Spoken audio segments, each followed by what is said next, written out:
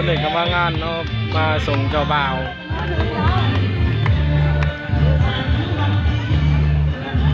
เอาดีดูเหรอสบายดีวันนี้เขามางานแต่งของมิสเตอร์เดียงเนาะเจ้าบ่าวเนาะเจ้าบ่าวคุณชื่ออะไรดีใจดีใจแล้วมาสับไส้เนาะพอไส้นี่เป็นอะไรมือไงบ้างปวดขาหัวใจมันเป็นนะเนาะมือไอ้เพราะหิวคันมือไอ้เพราะเรื่องมวนบรรยากาศงานแต่งกันสิประมาณนี้เนาะ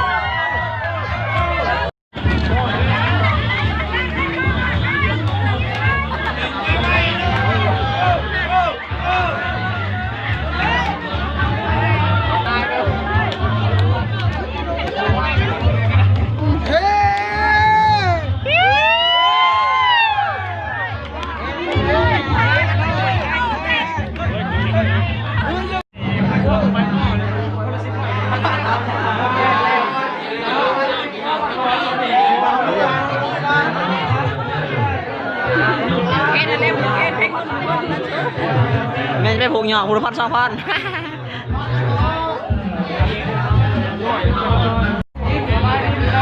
บุ้ม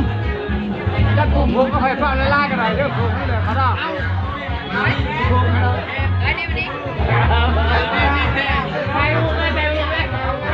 บุ้ม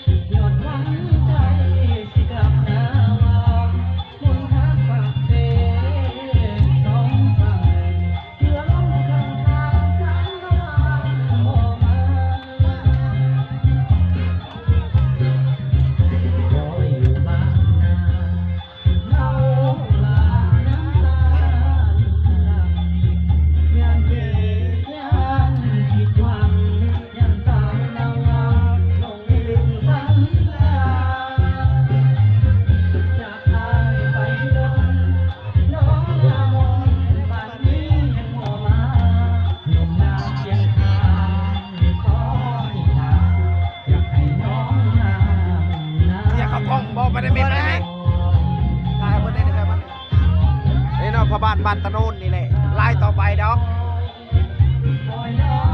เกิดเป็นของตะกึง